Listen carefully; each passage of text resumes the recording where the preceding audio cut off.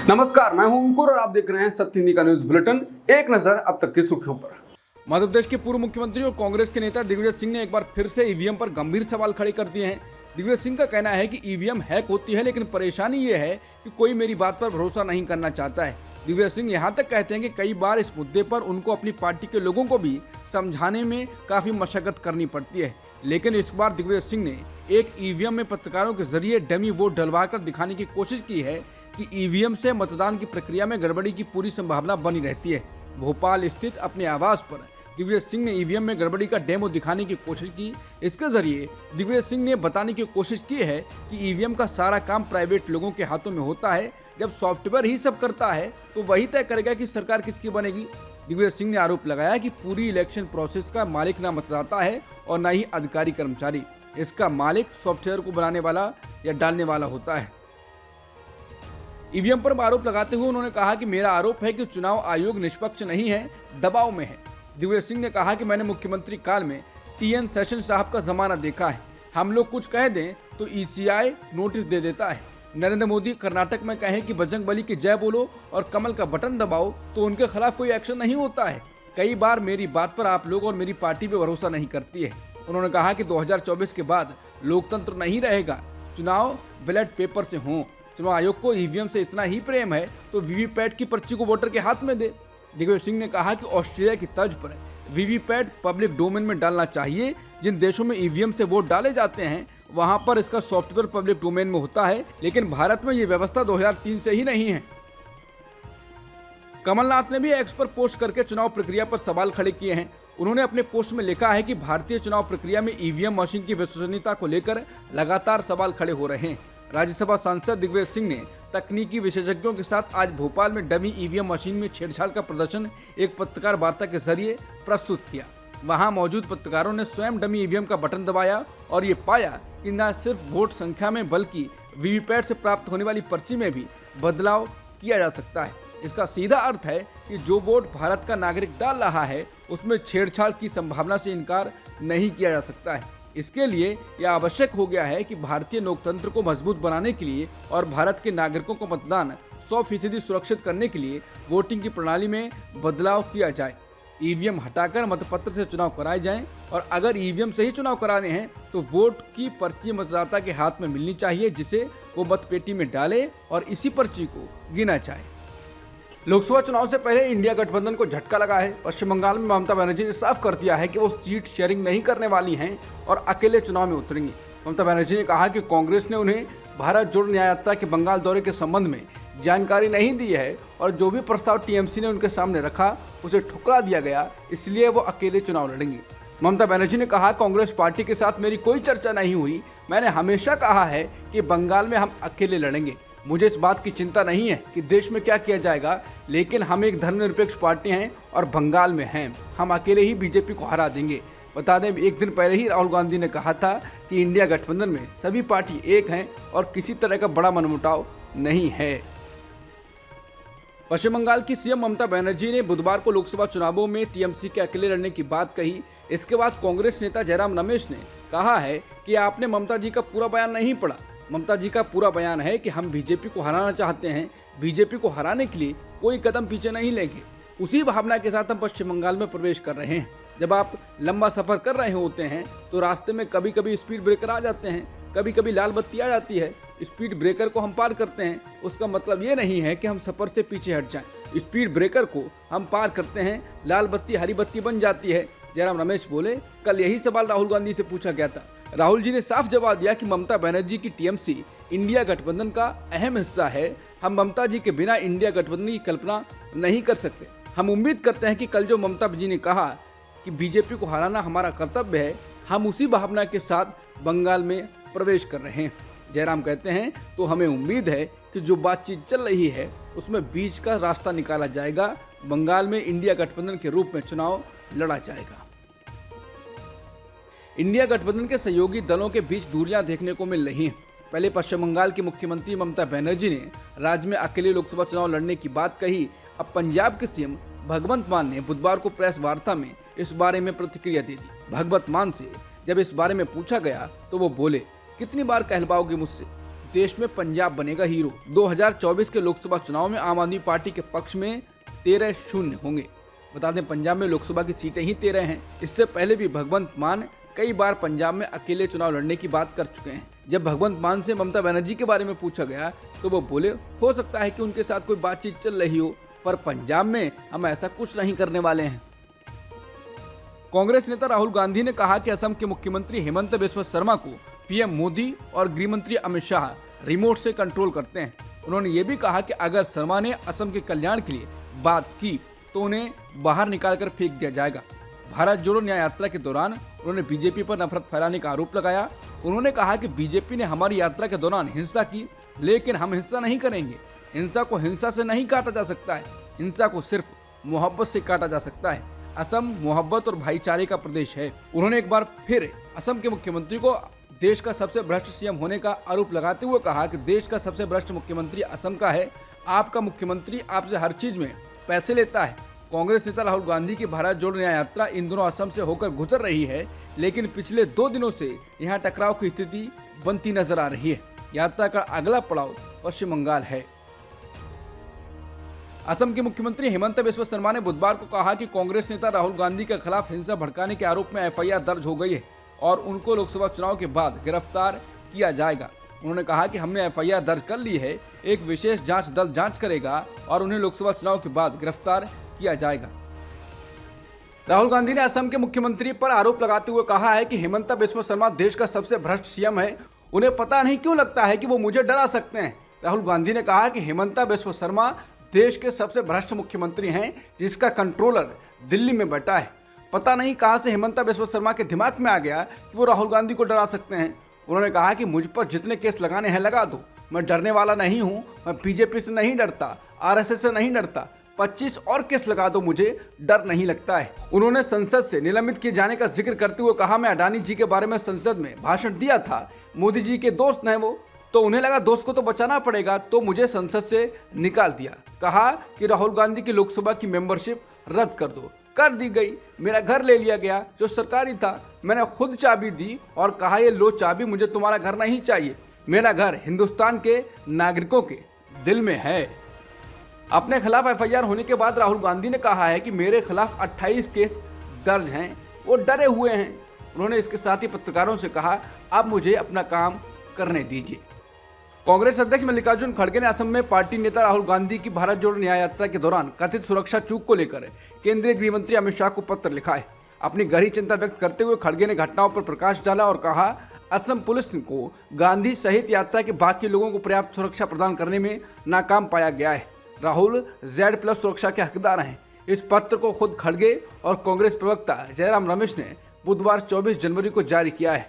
बता दें, असम के बरपेटा से भारत जोड़ो न्याय यात्रा बुधवार को फिर से शुरू हुई और राहुल गांधी ने हेमंत शर्मा पर भ्रष्ट सीएम कहकर फिर से हमला किया।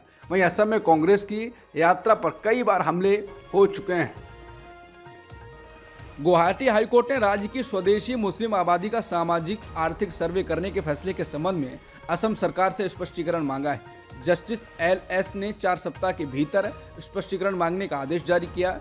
बता दें, असम मंत्रिमंडल ने 5 समुदायों सैयद, गोरिया, मोरिया, देसी और जुल्हा को असमिया मुसलमानों के रूप में मान्यता देने के बाद 8 दिसंबर 2023 को सामाजिक आर्थिक सर्वे को मंजूरी दी थी। उप समिति के सुझाव में विधान परिषद का निर्माण, असमिया मुस्लिम समुदाय के लिए सीटों का आरक्षण और उनके लिए एक अलग डायरेक्टरेट और अथॉरिटी की स्थापना शामिल थी। वहीं बंगाली बहुल बराक घाटी के रहने वाले याचिकाकर्ता ने कहा कि आश्चर्य की बात है कि दक्षिणी असम या बराक घाटी के मूल मुस्लिम लोगों को मूल मुस्लिमों की सूची में शामिल नहीं किया गया है। याचिकाकर्ता ने यह भी बताया कि सरकार भारत के संविधान के अनुच्छेद 25 से 30 के तहत अनुमानित योजनाओं को छोड़कर किसी भी वेलफेयर स्कीम को लागू नहीं कर सकती है या कुछ धार्मिक उपसमूहों को कोई विशेष अधिकार नहीं दे सकती है। याचिकाकर्ता ने कहा कि जातीय पहचान को धर्म के साथ मिलाना भी असंवैधानिक है। इसलिए ये जनहित याचिका असम सरकार को भाषा और धर्म के आधार पर असम के लोगों के बीच विभाजन पैदा न करने का निर्देश देने की अपील के साथ है। कांग्रेस नेता राहुल गांधी ने कहा है कि सामाजिक न्याय के अप्रतिम योद्धा जननायक कर्पूरी ठाकुर जी को उनकी जन्म शताब्दी पर सादर श्रद्धांजलि अर्पित करता हूं। वो निश्चित ही भारत के अनमोल रत्न हैं और उन्हें मरणोपरांत भारत रत्न दिए जाने के फैसले का स्वागत है। उन्होंने इसके साथ ही कहा कि 2011 में हुई सामाजिक और आर्थिक जातीय जनगणना के नतीजों को भाजपा सरकार द्वारा छिपाना और राष्ट्रव्यापी जनगणना के प्रति उनकी उदासीनता सामाजिक न्याय के आंदोलन को कमजोर करने का प्रयास है। राहुल गांधी ने कहा, न्याय में भागीदारी भारत जोड़ो न्याय यात्रा के 5 न्यायों में से एक प्रमुख न्याय और सामाजिक समानता का केंद्र बिंदु है, जिसकी शुरुआत सिर्फ जातिगत जनगणना के बाद ही हो सकती है। सही मायने में यही कदम जननायक कर्पूरी ठाकुर जी और पिछड़ों और वंचितों के अधिकारों के लिए उनके संघर्षों को सच्ची श्रद्धांजलि भी होगा। देश को अब सांकेतिक राजनीति नहीं, वास्तविक न्याय चाहिए। बिहार के मुख्यमंत्री नीतीश कुमार आज कर्पूरी ठाकुर की जयंती पर समस्तीपुर के कर्पूरी ग्राम पहुंचे। यहाँ इस दौरान उन्होंने केंद्र सरकार द्वारा कर्पूरी ठाकुर को भारत रत्न देने पर केंद्र सरकार को बधाई दी। उन्होंने कहा कि हम तो शुरू से ही कह रहे हैं, 2007 से लेकर के 2023 तक हर साल हम भारत रत्न की मांग करते रहे। नीतीश ने कहा कि अब ये लोग नहीं करते थे, लेकिन मुझे खुशी है कि इस सरकार ने ये किया है, तो इसके लिए मैं केंद्र सरकार और पीएम मोदी को बधाई देता हूँ। उन्होंने कहा कि अब सबको पता चल गया है कि जननायक कर्पूरी ठाकुर की इज्जत करेंगे तभी जाकर उनको भी कुछ मिल सकता है। नीतीश ने कहा कि पीएम मोदी ने उनके बेटे रामनाथ ठाकुर को फोन भी किया। हालांकि पीएम जी ने हमको फोन तो नहीं किया, लेकिन फिर भी हम उनको बधाई देते हैं। कार्यक्रम में नीतीश कुमार ने कर्पूरी ठाकुर के हवाले से परिवारवाद पर भी निशाना साधा। उन्होंने कहा कि आजकल तो बहुत लोग अपने परिवार को ही बढ़ाते रहते हैं, जननायक ने कभी भी अपने परिवार को आगे नहीं बढ़ाया और इसीलिए हमने भी नहीं या किसी को आगे बढ़ाया। जिसके बाद लोगों का कहना है कि कहीं नीतीश कुमार ने लालू प्रसाद यादव की तरफ इशारा तो नहीं किया है। कयास जो भी लगाए गए हों, लेकिन नीतीश की बातों से बहुत संशय पैदा होता है। कर्पूरी ठाकुर को भारत रत्न मिलने के बाद मायावती ने केंद्र सरकार के फैसले का स्वागत किया। साथ ही ये भी मांग कर दी कि इसी प्रकार दलितों एवं अन्य उपेक्षितों को आत्मसम्मान के साथ जीने व उन्हें अपने पैरों पर खड़ा करने के लिए बीएसपी के जन्मदाता एवं संस्थापक मान्यवर कांशीराम जी का योगदान ऐतिहासिक व अविस्मरणीय है, जिन्हें करोड़ों लोगों की चाहत अनुसार भारत रत्न की उपाधि से सम्मानित करना जरूरी है। इसके बाद कहा जाने लगा है कि मायावती ने दांव खेल दिया है। अब देखना होगा कि बीजेपी इस पर क्या जवाब देती है, कुछ कहती है या कुछ नहीं कहती है। बिहार के पूर्व मुख्यमंत्री और सामाजिक न्याय की नीतियों के लिए जाने जाने वाले नेता कर्पूरी ठाकुर को भारत सरकार ने मरणोपरांत भारत रत्न सम्मान से सम्मानित करने का ऐलान किया है। उन्हें यह सम्मान दिए जाने पर आरजेडी प्रमुख लालू प्रसाद यादव ने कहा है कि बिहार में हुई जातिगत जनगणना के बाद केंद्र सरकार ने यह फैसला लिया है, लेकिन डर ही सही राजनीति को दलित बहुजन सरकार पर आना ही होगा। उन्होंने कहा, हमने सदन से लेकर सड़क तक ये आवाज उठाई, लेकिन केंद्र सरकार तब जागी जब सामाजिक सरोकार की मौजूदा बिहार सरकार ने जातिगत जनगणना करवाई और आरक्षण का दायरा बहुजन हितार्थ बढ़ाया। डर ही सही राजनीति को दलित बहुजन सरोकार पर आना ही होगा। शिवसेना यूबीटी ने हिंदुत्व विचारक वी सावरकर को भारत रत्न नहीं देने के लिए बीजेपी नेतृत्व वाली केंद्र सरकार की आलोचना की है। राज्यसभा सांसद संजय राउत ने बिहार के पूर्व मुख्यमंत्री कर्पूरी ठाकुर को भारत रत्न सम्मान देने को राजनीतिक कदम करार दिया है। राउत ने कहा कि जब से केंद्र में मोदी की सरकार आई है, तब से 11 लोगों को भारत रत्न दिया जा चुका है, लेकिन इसमें सावरकर का नाम नहीं है। राउत ने कहा, हमारा रुख अब भी यही है कि वीर सावरकर को भारत रत्न दिया जाना चाहिए। कर्पूरी ठाकुर ओबीसी नेता थे और हम खुश हैं कि उनका नाम भारत रत्न के लिए चुना गया है। हालांकि राउत ने इस कदम पर सवाल उठाते हुए कहा, बीजेपी का हर कदम स्वार्थ से भरा हुआ है। स्वतंत्रता संग्राम में अहम योगदान देने वाले महत्वपूर्ण लोगों को सम्मानित किया जा चुका है, लेकिन सावरकर को अब तक भारत रत्न नहीं। बीजेपी उन्हें भारत रत्न देने से क्यों भाग रही है? ज्ञानवापी काशी विश्वनाथ मंदिर विवाद के बीच वाराणसी के ज्ञानवापी मस्जिद की एसआई की सर्वे रिपोर्ट अब सामने आने वाली है। इसे लेकर बुधवार को वाराणसी जिला कोर्ट ने सुनवाई के दौरान फैसला दिया है कि सर्वे की रिपोर्ट पक्षकारों को दे दी जाए। बता दें, इस महीने की शुरुआत में एसआई ने अदालत से कहा था कि एसआई रिपोर्ट को सार्वजनिक न किया जाए या इसे अन्य पक्षों के साथ साझा न किया जाए, क्योंकि इससे गलत सूचना फैल जाएगी। क्योंकि मामला इलाहाबाद हाईकोर्ट में विचाराधीन है। वहीं वाराणसी कोर्ट ने अपने आदेश में कहा कि एसआई की रिपोर्ट को सार्वजनिक किया जाए और दोनों पक्षों को हार्ड कॉपी दी जाए। ऐसे में अब ज्ञानवापी सर्वे से जुड़ी एसआई की रिपोर्ट पक्षकारों को सौंपी जाएगी। इसी के साथ ज्ञानवापी मामलों को सभी मुकदमों की अगली सुनवाई 6 फरवरी को तय की गई है। यूपी पुलिस ने कहा है कि उत्तर प्रदेश के शाहजहांपुर जिले में मंगलवार रात को एक मस्जिद पर भगवा झंडा लहराने के आरोप में 3 लोगों को गिरफ्तार किया गया है। बता दें, अयोध्या में 22 जनवरी को प्राण प्रतिष्ठा के बाद महाराष्ट्र में सांप्रदायिक तनाव की घटनाएं हुई। इसके बाद अब यूपी से सोशल मीडिया पर इस तरह की खबरें आ रही हैं, जिनमें पुलिस ने शाहजहांपुर जिले की घटना की पुष्टि की है। शाहजहांपुर की घटना रामचंद्र मिशन थाना क्षेत्र के लालबाग इलाके में घटी। गिरफ्तार तीनों आरोपियों की पहचान अंकित खटेरिया, रोहित जोशी और रोहित सक्सेना के रूप में हुई है, जिनकी उम्र 20 साल है। पुलिस ने कहा कि उनका सहयोगी पंकज सक्सेना फरार है। कड़ी सुरक्षा व्यवस्था के बीच बुधवार की ठंडी सुबह लगभग 3 लाख श्रद्धालु गर्म कपड़ों में लिपटे हुए अयोध्या में राम मंदिर के बाहर कतार में खड़े थे। मालूम हो कि भव्य प्रतिष्ठा समारोह के एक दिन बाद मंगलवार को मंदिर ने जनता के लिए अपने दरवाजे खोल दिए। पहले दिन लगभग 5 लाख भक्तों ने मंदिर में दर्शन किए थे। अयोध्या में श्रद्धालुओं की भारी भीड़ के बीच मुख्यमंत्री योगी आदित्यनाथ ने भीड़ प्रबंधन के लिए उठाए गए कदमों की समीक्षा करने के लिए लखनऊ में अधिकारियों के साथ बैठक की। अयोध्या में रामलला के दर्शन के लिए श्रद्धालुओं का भारी हुजूम उमड़ पड़ा है। लाखों की संख्या में लोग दर्शन के लिए पहुंच रहे हैं। भीड़ को संभाल पाना सुरक्षा बलों के लिए चुनौती बना हुआ है। मंगलवार को पहले ही दिन भारी भीड़ के कारण कुछ देर के लिए दर्शन रोकने पड़े। बुधवार को भी ऐसी ही स्थिति बनी हुई है। मुख्यमंत्री योगी आदित्यनाथ खुद पल पल की अपडेट ले रहे हैं। उनके निर्देश पर ADG law and order Prashant Kumar और प्रमुख सचिव संजय प्रसाद राम मंदिर में खुद व्यवस्थाएं देख रहे हैं। यूपी सरकार ने वीआईपी से अगले 10 दिन तक अयोध्या न आने की अपील की है। इस्लामिक और मुस्लिम बहुल देशों के संगठन ओआईसी ने अयोध्या में रामलला की प्राण प्रतिष्ठा की निंदा की है। ओआईसी ने कहा कि भारतीय शहर अयोध्या में जिस जगह पर पहले बाबरी मस्जिद ढहाई गई थी, वहीं राम मंदिर का निर्माण और इसकी प्राण प्रतिष्ठा गंभीर चिंता का विषय है। अपने बयान में ओआईसी ने कहा, हम इन कदमों की निंदा करते हैं जिनका लक्ष्य बाबरी मस्जिद जैसे महत्वपूर्ण इस्लामिक स्थलों को मिटाना है। बाबरी मस्जिद उसी स्थान पर 5 सदी तक खड़ी हुई थी। मराठा कोटा कार्यकर्ता मनोज जारंगे पाटिल ने बुधवार को दावा किया कि महाराष्ट्र में अब तक 54 लाख रिकॉर्ड पाए गए हैं, जिनमें मराठा समुदाय को कुणबी यानी ओबीसी के रूप में पहचाना गया है। बता दें, जारंगे ने 20 जनवरी को हजारों समर्थकों के साथ मुंबई की ओर मार्च निकाला है, जिसमें मांग की गई है कि राज्य सरकार नौकरियों और शिक्षा में ओबीसी समूह के तहत मराठों को कोटा दे। अलीगढ़ मुस्लिम यूनिवर्सिटी को अल्पसंख्यक का दर्जा है या नहीं है, इसको लेकर सुप्रीम कोर्ट ने बुधवार को केंद्र से तीखे सवाल किए। इसने सॉलिसिटर जनरल तुषार मेहता की इस दलील पर सवाल उठाया कि सरकार ने अलीगढ़ मुस्लिम विश्वविद्यालय अधिनियम में संसद द्वारा 1981 में किए गए संशोधन को स्वीकार नहीं किया है। सुप्रीम कोर्ट ने कहा कि संसद द्वारा पारित संशोधन पर वो ऐसा कोई रोक नहीं अपना सकती है। शीर्ष अदालत ने बुधवार को कहा कि भले ही कोई भी सरकार केंद्र सरकार के मुद्दे का प्रतिनिधित्व करती हो, संसद का मामला शाश्वत, अविभाज्य और खत्म की जाने योग्य नहीं है। इसने कहा कि सरकार को संशोधन को मानना ही पड़ेगा। संशोधन का मामला तब आया जब एएमयू की अल्पसंख्यक स्थिति के सवाल पर सुनवाई करने वाली 7 न्यायाधीशों की संविधान पीठ का हिस्सा न्यायमूर्ति संजीव खन्ना ने केंद्र की ओर से पेश मेहता से पूछा कि क्या 1981 के संशोधन को स्वीकार किया है। इस सवाल पर सॉलिसिटर जनरल मेहता ने जवाब दिया, मैं नहीं स्वीकार करता हूँ। सीजेआई ने हैरानी जताते हुए कहा, आप संसद के संशोधन को कैसे स्वीकार नहीं कर सकते हैं।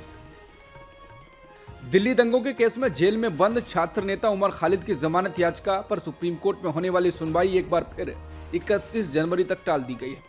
वरिष्ठ वकील सीयू सिंह ने अदालत से कहा कि वो सुनवाई के लिए तैयार थे, लेकिन कोर्ट की बेंच सिर्फ 1 बजे तक बैठेगी। ऐसे में इस केस की सुनवाई के लिए वक्त नहीं है। इसके बाद अदालत ने मामले पर 31 जनवरी को सुनवाई करने के लिए कहा है, ताकि केस की सुनवाई के लिए वक्त रहे। रूस के विदेश मंत्रालय ने यूक्रेन पर सैन्य विमान गिराने का आरोप लगाया है। रूस का एक सैन्य विमान इल्यूशन 76 यूक्रेन की सीमा से लगे बेलगोरोद क्षेत्र में दुर्घटनाग्रस्त हो गया। स्थानीय गवर्नर व्लाचेस्लाव ग्लादकोप ने बताया है कि विमान कोरोचानास्की जिले में क्रैश हुआ। उन्होंने बताया कि दुर्घटना स्थल की घेराबंदी कर ली गई है और जांच जारी है। इस विमान में कुल 74 लोग सवार थे और सभी की मौत हो गई। सरकारी समाचार एजेंसी तास ने बताया है कि विदेश मंत्रालय ने इसे निशंस बताया है। भारतीय टेनिस खिलाड़ी रोहन बोपन्ना और मैथ्यू एबडेन की जोड़ी ऑस्ट्रेलियन ओपन के सेमीफाइनल में पहुंच गई है। इस जीत के साथ रोहन बोपन्ना मेंस डबल्स में वर्ल्ड नंबर 1 की रैंकिंग हासिल कर ली है। बोपन्ना और मैथ्यू एबडेन ने क्वार्टर फाइनल मैच 6-7, 7-6, 7-5 से जीतकर सेमीफाइनल में जगह बनाई। अब तक की सुर्खियों में इतना ही। बाकी खबरों के लिए बने रहिए सत्यहिंदी.com के साथ।